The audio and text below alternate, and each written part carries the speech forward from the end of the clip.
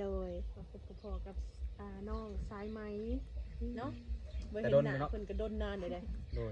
โดยสบายดีได้อจังหวะเด้อ สบายดี สบายดีน้องละ มื้อนี้ก็ถือว่านำออกมาฮอดทงไห้ทงหน้าเนาะมื้อนี้เนาะอันนี้ก็คือหน้าของน้องเองเนาะ โดย อืมอยู่หน้าทุกมื้อบ่น้องล่ะ บอกหาก็มา โอ้ แต่บ่เป็นใจที่ว่าน้องเพิ่นจะอยากอยู่แต่หน้าเนาะ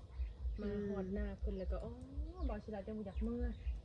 อยากอยู่พี่เลยบ่ ก็สละหน่อยบรรยากาศดีแฮงอลี ปลูกพังยังอยู่นานนี่บ่เครื่องปลูก มีพักแดง ใช่จังหวะ ญี่ ปลู ปุ่ ก น ไว้ไหนปลูกไว้ขายบ่หรือปลูกไว้กินเอาล่ะ ปลูกไว้กิน ปลูกไว้กิน โดย ถ้ามีหลายได้แบ่งขายนำบ่ กระไข่มาปลูกบ่ได้หลาย ปลูกพอได้ว่าบ่ได้ซื้อหมูเนาะ โดย การปลูกนี่พ่อแม่ว่าปลูกหรือบ่น้องก็ปลูก พ่อกับแม่ปลูก พ่อกับแม่ปลูกแต่น้องมีส่วนร่วมบ่ในการปลูก มีแต่โฮด โอ้นั่นแหละเนาะพ่อแม่ครับปลูกเฮากับคนให้เพิ่นเนาะ โดย เพราะว่าสมมุติว่าเป็นหมากเป็นหยังก็ได้กินนำกันเนาะ โดย เอ้ากะแต่โดนแล้วบ่ได้มาเจอกันเนาะคันบ่แรกกันได้ตั้งแต่น้องเปิดใจมานี่ก็จักเทื่อละ2เทื่อบ่2 3เทื่อได้บ่ ได้แล้ว จะหายมาก็เป็นเดือนพุ่นแล้วเนาะว่าได้เนาะ โดย เป็นจังได๋ผู้บ่าว ค่ะได้อยู่ ได้อยู่ โดย ปัจจุบันนี้มีอยู่บ่ มีอยู่ มีอยู่แม่นบ่คำว่ามีอยู่นี่เป็นแฟนกันแล้วบ่หรือว่ายัง ยางไปลง ยังร่วมอยู่แม่นบ่ยังแบบว่าคุยกันแบบบ่าวสาวทั่วไปเนาะ โดย อยากถามว่าเพิ่นเป็นคนทางไหน คนไทย คนไทยเนาะจักคน 2ผู้หนึ่งอยู่ญี่ปุ่น โอ้ แต่ว่าเพิ่นเว้าลาวได้เว้าไทยได้ แบบว่าคนลาวเขาบ่เลยว่าคนไทยไปงานอยู่ญี่ปุ่น คนญี่ปุ่นแต่เพิ่นเรียนภาษาลาวภาษาไทย แบบเพิ่นสัญชาติญี่ปุ่นเลย โดย แต่ว่าเว้าลาวได้เนาะ โดย โดยในสองคนนี่มีหนุ่มไทยเนาะ โดย กับหนุ่มญี่ปุ่นก็ว่าได้แต่คนเนาะอายุเป็นหลายบ่ ประมาณ50 หมดทั้งสองบ่อายุแตกต่างกันหลายบ่ทั้งคนนะ ประมาณ50สำกัน โอ้โดยก็คือยังเบิ่งแบบว่าคุยแบบทั่วไปอยู่เนาะแบบศึกษาเบิ่งใจกันไว้ที่กันว่าคบหาเนาะ โดย โดยเอ้ากะมามื้อนี้ก็คือว่าแล้วก็บ่ได้มาดาราทุกคนเนาะตามภาษามามื้อนี้ก็บ่ฮู้ว่าทางน้องใหม่นี่ฮู้ก่อนหน้าบ่หรือว่ายังบ่ทันฮู้เนาะก็บ่เป็นหยังทุกคนแต่ว่าเฮาก็ได้เอามาให้แล้วมื้อนี้เนาะ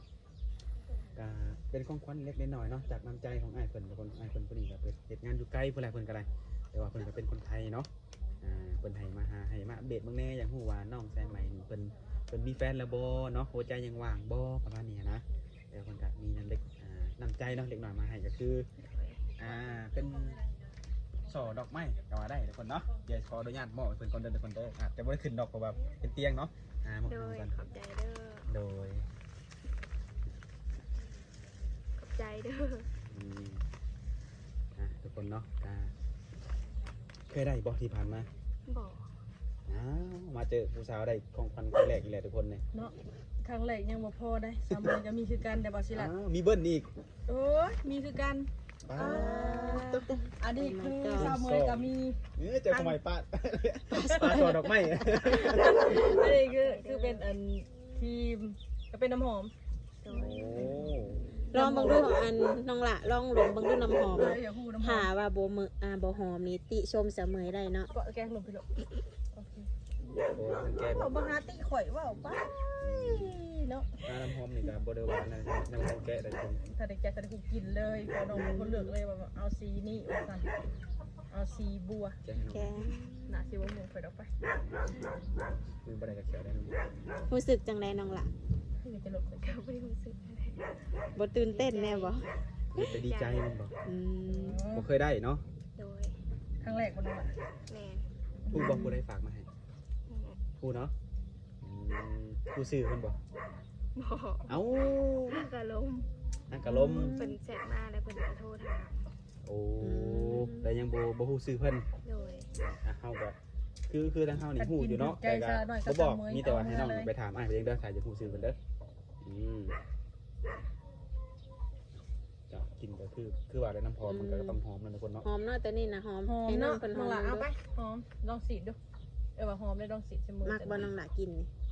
ก็เดือดอีกเด้ อืมหอมปะ หอมอยู่ กินนั่นนะ บ่เคยอ่านบ่เป็น เสมยกินยังเสมย มัน นะ คอยสิอ่านให้ฟังจะมือจัดการเอง เดี๋ยวนี้โดยกะสิถามไปเลยทุกคนเอาเรื่องหัวใจของน้องคนนี่แหละเพราะว่าเพิ่นก็ได้ศึกษาเบิ่งใจกันกับ2คนเนาะในระหว่าง2คนนี่ กินกินซากุระ คนญี่ปุ่นนี่คือคนแบบคุยมันแต่เปิดใจเพิ่นบ่ บอกหากันคุย ฮักคุยคือกันบ่ โดย กับคนไทยก็ฮักคุยคือกัน คนไทยคุยแต่โดนแล้ว โอ้ หอมเย็นแบบ เป็นเดือนแล้ว เป็นเดือนแล้ว เย็นแบบเต็มที่ อืม อืม แต่ว่าปัจจุบันนี่น้องก็คือมีคนล่มอยู่บ่ มีอยู่ โอ้จะคนน้องละ 2 2 คนอืมเออ นั่นแหละทุกคนน้องก็สิถามนั่นแหละทุกคนก็ยังฮู้ว่าใน2คนนี่น้องมีใจให้ไผแล้วบ่ เนี่ย ยังบ่มีเป็นได้น้องคือว่ายังบ่ทันมีใจให้กัน เพิ่น ยังบ่ฮู้ยังบอกบ่ถูกแม่นบ่ โดย แต่บ่ว่ากันเพราะว่าบางคนก็หาก็เข้ามาคนที่คุยมาเป็นเดือนได้น้องหลาเป็นได้ เพิ่นก็ใส่ใจ ใส่ใจสำหรับน้องนี่ถ้าว่าคบหาเป็นแฟนได้บ่ ได้ ได้เนาะแต่ก็ยังบ่มั่นใจอยู่ โดย โอ้แต่ในการที่แบบว่าเฮ็ดให้น้องเชื่อแล้วก็มั่นใจในตัวอ้ายเพิ่นนี่ต้องให้อ้ายเพิ่นเฮ็ดหยังให้เห็นบ่หรือว่าต้องเป็นอันใดบ่ บอก บ่จำเป็นเนาะ โดย มีแต่ว่าเอาเวลาคุยนี่แม่นบ่ โดย เอาเวลาคุยนี่มาพิสูจน์กันเนาะดูอันนี้คือคนที่คุยมาเป็นเดือน แต่สำหรับคุยกันมาหากันรู้จักกันนี่ก็คือว่าเนาะใหม่ๆมันก็ต้องหวานอยู่แล้วเนาะ โดย แต่ถ้าหากว่าเนาะคือทางทีมงานนี่มาถ่ายคลิปในไม่ได้แบบเอาคลิปนี้ไปลงซะเปิดมีผู้บ่าวเปิดเห็นน้องนี่คืองานเนาะคือถึกสเปคอยากอยากล้มเนาะอยากทำความรู้จักให้น้องสีบาได้ การลมได้ เปิดโอกาสให้อยู่เนาะ โดย ถึงว่าเพราะว่ายังบ่ทันแบบว่าปิดกั้นคบหากับหนุ่มทางใดเนาะ โดย โอเคทุกคนเนาะสำหรับหนุ่มคนใดแบบอยากทำความรู้จักกับน้องแซมไหมอยากอยากล้มเนาะอยากได้เป็นชู้เป็นแฟนเป็นผีเป็นน้องเป็นลูกเป็นหลานยังก็แล้วแต่ทุกคนเนาะคือน้องคนกันยังบ่ได้ปิดกั้นเนาะ โดย ยังเปิดโอกาสให้ได้ล้มอยู่ทุกคนโอ้ถ้าเพิ่นอยากทำความรู้จักนี่มียังไงให้เพิ่นแบบทางติดต่อ มีลาย มีไลน์อย่างเดียวบ่ โดย ทางไลน์เด้อทุกคนเด้อติดต่อทางไลน์ได้ทุกคนเนาะคือ2คนนี้อายุพอๆกันเนาะน้องหวานเนาะ โดย คบหาเป็นแฟนได้ แต่ให้เอาเป็นสามีนี่ได้บ่ ได้แต่ว่าต้องรวมกันก่อนค โด บไปก่อน โดยแต่ว่าเรื่องอายุนี่ครับได้เนาะ โดย แต่ละคนนี่เคยผ่านการแต่งงานมาหมดแล้วบ่ ยัง แม่นบ่ทั้งสองเลยบ่ โดย เพิ่นยังบ่เคยมีเมียมาก่อนบ่เพิ่นได้บอกมาแม่นบ่ โดย โอ้ป้าตเพิ่นคือสิคล้องโสด ลึกเลยเนาะป้าทุกคนอายุเพิ่นก็ถือว่าหลายเนาะแต่ก็ยังบ่ทันเคยสร้างครอบครัวก็แสดงว่าเพิ่นนี่มุ่งมั่นแต่เรื่องงานเนาะแสดงว่าการที่เพิ่นตัดสินใจเข้ามาอบรมกับน้องนี่แสดงว่าเพิ่นอยากสร้างครอบครัวเนาะ โดย แต่น้องไม้นี่พร้อมอยู่บ่ในการสร้างครอบครัวนี่ พร้อม พร้อมอยู่เนาะโดยการพร้อมความพร้อมสร้างครอบครัวนี่คือพร้อมแล้วแต่เหลือแบบเวลาทุกคนเด้อเวลานั่นคือเวลาคนสองคนเนาะสิเบิ่งใจกันมันสิตกลงกันได้บ่ในทุกๆเรื่องเนาะก็อยากถามสักหน่อยหนึงเรื่องเรื่องงานของน้องสายใหม่เนาะปัจจุบันน้องสายใหม่ได้เวียกงานหยังอยู่บ่ บอก อยู่เผาสวนเผาเทียงมันบ่ โดย คิดอยากจะไปเฮ็ดเวียกเฮ็ดงานทางไหนอยู่บ่ อยากไปไทย อยากไปไทยเคยไปบ่ บอก บ่เคยไปจักเทื่อมีบัตรมีหยังแล้วบ่ ยัง แต่ว่าใจอยากไปทำงานหรืออยากไปเที่ยว อยากไปทำงาน อยากไปทำงาน อยากหาเงินมีแนวอยากได้บ่ มี คืออย่างอยากได้ อยากได้โทรศัพท์ อยากได้โทรศัพท์รถโทรศัพท์ปัจจุบันนี้เป็นอะไร ข้าง มันก็ มันเก่ามันหลายปีแม่นบ่ โดย แล้วก็ลิ้นก็บ่สะดวกอยากข้างอยากเลอะๆยังไปแล้วคือว่าไปแล้วเนาะอาการนี่เนาะหลายๆคนก็เคยเจอนะทุกคนเนาะเรื่องโทรศัพท์เนาะ ราะว่าถ้าว่าเฮาซื้อรุ่นตะกี้เนาะว่าซั่นซะเนาะมันก็จะบ่ดีปานใดเนาะอยากได้โทรศัพท์จำกัดรุ่นอยู่บ่ จำกัด รุ่นใดมัก 13 iPhone โดย 13คือถ้าหากว่ามีเงินเนาะถ้าว่าไปหาเงินได้คือใจอยากซื้อ iPhone แม่นบ่โอ้ดูถ้าเกิดว่าคือน้องแบบว่าอยากลงไปไทยเนาะแต่ก็ต้องได้เฮ็ดบัตรเฮ็ดหยังก่อนเนาะ โดย น้องไม้อายุจะปีก่อนเลย ซาวของฮอดซาวแล้ว มันเกิดเท่าไหร่ ฮอดแล้วกายแล้ว กลายแล้ว โดย อ้าวกลายมันเกิดแล้วทุกคนเนาะกลายมาดนแล้วบ่เนี่ย วันที่ 19 วัน เดือน ที่ 11 19เดือน11โอ้เดือนนอนเนาะกระช่างเนาะบ่เป็นหยังหน่อยกับมื้อนี้เราก็ได้ของขวัญอยู่เนาะ โดย แต่ว่าในช่วงมันเกิดน้องนะผู้บ่าวก็ให้ของขวัญดังอยู่บ่ มีแต่หมู่ มีแต่หมู่ให้ โดย แต่ว่าน้องจัดงานอยู่บ่ จัด ได้บอกเพิ่นอยู่บ่ บอก บอกอยู่แต่ก็บ่มีของขวัญแม่นบ่ โดย เพราะว่าเพิ่นอยู่ไกลแต่บ่เป็นหยังเนาะไว้โอกาสหน้าแบบว่าเพิ่นมาหามาเยี่ยมมายามเฮาก็ค่อยว่ากันเรื่องของขวัญเนาะโดยการหาคู่นี่ทางน้องใหม่นี่จังไดต้องเลือกบ่ว่าเพิ่นหน้าตาต้องหล่อต้องสูงต้องขาวต้องหยัง บอก บ่ติบ่เรื่องหน้าตาอายุได้จำกัดเอาประมาณใด 50 50ลงบ่ 50 60 50 60เนาะคือประมาณนี้เฮาแบบสามารถเอามาแบบเป็นสามีได้เนาะ โดย ถ้าเกิดว่าได้สร้างครอบครัวแล้วเพิ่นอยากได้น้องไปอยู่นำนี่ได้ซะนะไปบ่ไปได้บ่ บอก ไปบ่ได้ มันบ่มีคนอยู่ในเฮือน โอ้ น้ำพอน้ำแม่ จะเป็นลูกสาวเดียวบ่ แม่มีอาย2 คนแต่ว่าเขาสร้างครอบครัวแล้ว สร้างครอบครัวออกเป็นออกซ่านแล้วแม่นบ่ โดย เหลือแต่น้องต้องอยู่น้ำพ่อน้ำแม่ถ้าเกิดว่ามีสามีก็เอามาอยู่เลี้ยงพ่อเลี้ยงแม่แม่นบ่ โดย ถ้าในกรณีแบบสามีเฮานี่มาอยู่น้ำน้องบ่ได้นี่น้องสิว่าได้ เที่ยวไปเที่ยวมาอยู่เพิ่น น้องก็ไปเที่ยวได้แมันบ่ โดย อ๋อได้อยู่ทุกคนเนาะบางทีเพิ่นมาอยู่บ้านเฮาเนาะมันบ่สะดวกเพิ่นเนาะอยากจะอยู่บ้านเพิ่นก็ได้อยู่แต่ก็ต้องเที่ยวไปเที่ยวมาเนาะ โดย ทุกคนเนาะก็บ่ได้ว่ามาอยู่บ่ได้แล้วบ่เอาบ่แม่นเพิ่นเนาะเพิ่นก็อะไรมันก็มีของให้เฮ็ดไปเนาะเจ้าบ่สะดวกมาแล้วอยู่แบบบ่สบายใจเนาะก็โดนๆมาก็มาเยี่ยมพ่อเยี่ยมแม่ทั้งพี่เนาะโดยแต่สมมุติว่าเรื่องในอนาคตเนาะถ้าเป็นไปได้เนาะแบบในการหาเงินหรือว่าในการสร้างรายได้ให้เนาะให้ตัวเองแต่ละมื้อนี่น้องมาอยากเฮ็ดหยัง เฮ็ดหยังก็ได้ ก็ได้บ่เลือกบ่ บอก ขอแต่ว่าให้ได้เป็นเงินแม่นบ่ โดย ดูแต่งานถนัดมีบ่ส่วนตัวแบบถนัดเลยนะ บอก ยังบ่มี โดย ยังบ่มีประสบการณ์แม่นบ่เดี๋ยวหาประสบการณ์ในมื้อหน้าเดี๋ยวทุกคนเนาะลองศึกษาเบิ่งบางทีเพิ่นการสร้างครอบครัวเนาะบางทีเพิ่นคนผู้นี้อยากได้น้องเป็นสามีแล้วก็แล้วบ่แม่นเพิ่นอยากได้น้องเป็นภรรยาแล้วน้องเองอยากจะได้เพิ่นเป็นสามีบางทีเพิ่นตกลงกันตั้งห้านบ่เฮ็ดนั่นเฮ็ดนี่บ่เพื่อสิมีรายได้เขาแต่ละมื้อเนาะในการเบิ่งใจการสร้างครอบครัวน้องสิเบิ่งกันดนปานใด ปีหนึ่ง ปีหนึ่ง โดย ปีหนึ่งคือสามารถสร้างครอบครัวได้เอา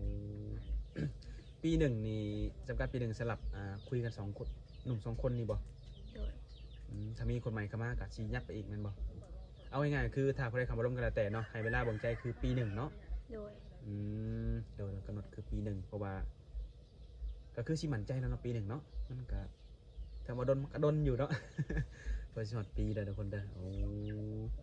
ปกติแล้วน้องใหม่มาอยู่หน้าประจำบ่ บางมือก็ออกมาออกมาบางมือ แล้วมึงก็อยู่เพื่อนบ่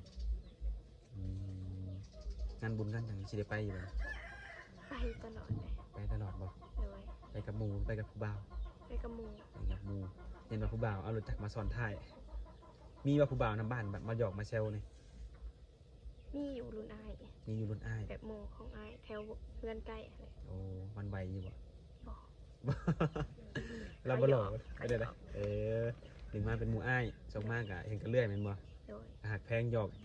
อกกันตามภาษาไอ้น้องเนาะโดยแต่ละคนนี่ ได้เห็นหน้าเห็นตาเพิ่นแล้วบ่สองหนุ่มนี่ เห็นแล้ว เห็นแล้วหนุ่มทางไหนหล่อกว่ากัน ญี่ปุ่น ญี่ปุ่นแม่นแล้วเพิ่นคนญี่ปุ่นเนาะแม่นตามมันเดินปกติคนญี่ปุ่นเนาะขาวแม่นบ่ โดย มักคนหล่อบ่หรือมักคนรวย หมักจอง ทั้งสองถ้าเป็นไปได้เอาทั้งสองก็ดีกันเนาะถ้าเลือกได้คือว่าอะไรแต่คนเนื้อคู่เฮาเนาะเฮาสิเฮาแบบใจเฮามักอยู่แบบนั้นแต่คือความหมายแบบเป็นก็บ่ฮู้ดอกว่าสิมาเป็นใบเนื้อคู่เนาะถ้าว่าฟ้าเพิ่นได้คิดมาแล้วก็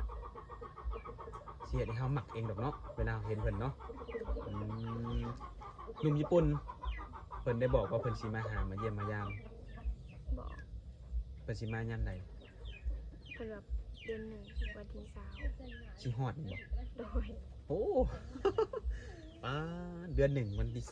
20หรือว่าวันที่20เดือน1เนาะให้สิฮอดวันที่20ก็ถึกมาบุญเลยแม่นบ่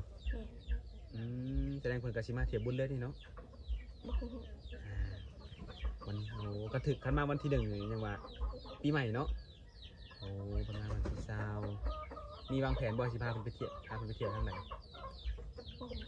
ยังบ่รู้เลยแม่นบ่น้องบ่เคยไปเที่ยวทางไหนบ่ ไปอยู่ ไปทางใดหลัก แถวสวรรค์แถวแคมป์คลองนั่น ๆโอ้หลักคือไปทางแคมป์คลองเนาะโอ้แม่นอยู่แคมป์คลองบอนดินมันหลายเนาะเพิ่นมาเพิ่นอยากไปเที่ยวบ่ได้เพิ่นอยากมาลินนั่นมาน้องซื่อ อยากมาเล่น ๆอยากมาหาน้องมาเบิ่งมาเยี่ยมมายามแม่นบ่ โดย โอ้แล้วหนุ่มไทยเด้เพิ่นเดาสิมาหาอยู่บ่ บอก ทุกคนเนาะก็คือผู้ใดอยากมาหามาเยี่ยมมายามมาหาน้องนี่ก็ได้เบิดแม่นบ่เพราะว่ามาเยี่ยมมายามเนาะบ่แม่นว่ามาแล้วเอาไปอยู่นํบ่แม่นเนาะมาเยี่ยมมายามมาเบิ่งความเป็นจริงแล้วนี่อนาคตนี่สิสามารถเป็นสามีภรรยากันได้บ่เนาะถ้าเป็นบ่ได้ก็ตกลงเป็นน้องฮักอ้ายฮักหรือว่าเป็นลูกเป็นหลานนี่ก็ว่ากันไปเนาะบัดนี้เนาะ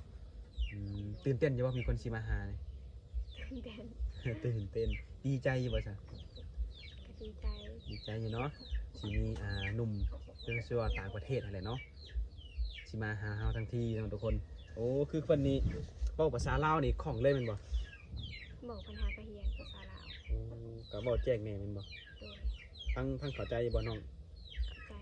เวลาน้องเว้าบ่หมดก็เพิ่นก็เข้าใจเบิดเนาะแต่สำหรับหนุ่มไทยนี่คือสิเว้ากันได้ง่ายอยู่เนาะเพราะว่าภาษาเฮาก็มันก็ใกล้เคียงกันเนาะโดยโอเคทุกคนเนาะคือว่าอะไรมาเมื่อนี้ครับมาอัปเดตกับว่าแม่นเลยครับมาเป็นสะพานให้ความหักกับว่าแม่นทุกคนเนาะเพราะว่าอ้ายผู้ที่ฝากเครื่องมาให้เพิ่นก็โสดแล้วก็เพิ่นก็สนใจกับน้องใหม่หรือว่ามักน้องใหม่ให้เนาะแต่ก็การตัดสินใจว่าสิได้น้องใหม่ไปเป็นแฟนบ่ขึ้นอยู่กับตัวน้องเองบัดนี้เนาะเพราะว่าหนุ่มๆนี่มักอยู่แล้วมักน้องนี่แต่ปัญหาคือน้องนี่สิเลือกคบหากับผู้ใดเนาะก็คือว่าน้องก็ต้องให้เวลาน้องจักหน่อยเนาะสำหรับหนุ่มเฮาเพราะว่าการเบิ่งใจกันหรือว่าการสิมาเป็นชู้เป็นแฟนคนเป็นเมียกันนี่มันก็บ่แม่นเรื่องง่ายๆเนาะต้องเบิ่งให้ละเอียดแล้วก็เบิ่งแบบให้ครบที่ถ้วนเนาะว่าผู้นี้แหละคือน้องแบบตัดสินใจสิเอามาอยู่นํหรือว่าสิตัดสินใจไปอยู่นํเพิ่นนี่แหละทุกคนเนาะว่าสิก็มาลุ้นกันทุกคนเนาะว่าน้องใหม่สิ